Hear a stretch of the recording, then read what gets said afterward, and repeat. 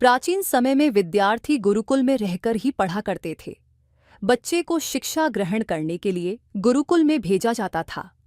बच्चे गुरुकुल में गुरु के सानिध्य में आश्रम की देखभाल किया करते थे और अध्ययन भी किया करते थे।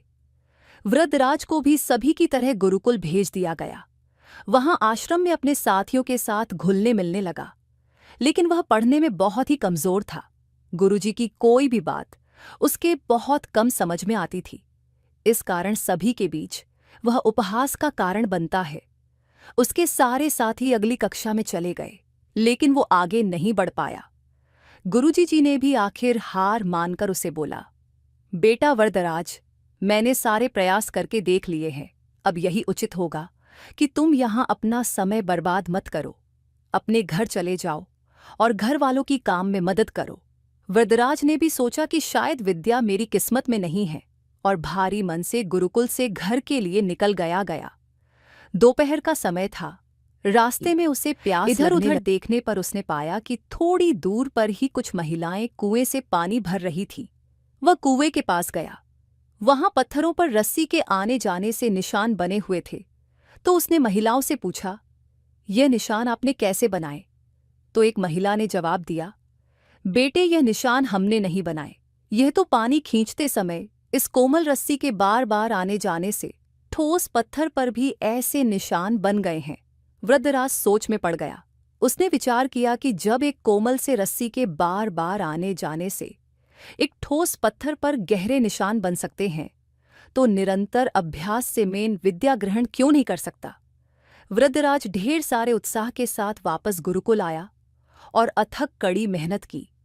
गुरुजी ने भी खुश होकर भरपूर सहयोग किया। कुछ ही सालों बाद यही मंदबुद्धि बालक वृद्धराज आगे चलकर संस्कृत व्याकरण का महान विद्वान बना, जिसने लघु सिद्धांत कौमुदी, मध्य सिद्धांत कौमुदी, सार सिद्धांत कौमुदी, गीर्वाण पद मंजरी की रचना की। शिक्षा मोराल दोस्तों, अभ्यास की शक्ति का तो कहना ही क्या है। यह आपके हर सपने को पूरा करेगी।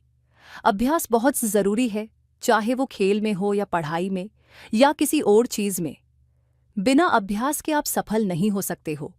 अगर आप बिना अभ्यास के केवल किस्मत के भरोसे बैठे रहोगे, तो आखिर में आपको पछतावे के सिवा और कुछ हाथ नहीं लगेगा।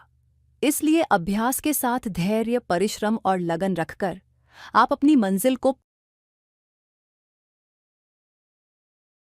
एक बार एक व्यक्ति ने महान फिलोसोफर सुकरात से पूछा कि सफलता का रहस्य क्या है? What is the secret of success? सुकरात ने उस इंसान को कहा कि वह कल सुबह नदी के पास मिले। वहीं पर उसे अपने प्रश्न का जवाब मिलेगा। जब दूसरे दिन सुबह वह व्यक्ति नदी के पास मिला, तो सुकरात ने उसको नदी में उतरकर नदी गहराई की गहराई मापने के लिए कहा। वह व्यक्ति नदी में उतरकर आगे की तरफ जाने लगा।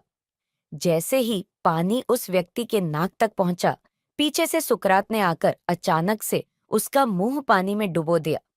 वह व्यक्ति बाहर निकलने के लिए झटपटाने लगा, कोशिश करने लगा, लेकिन सुकरात थोड़े ज्यादा स्ट्रांग थे। सुकरात ने उसे काफी देर तक पानी में डुबोए रखा।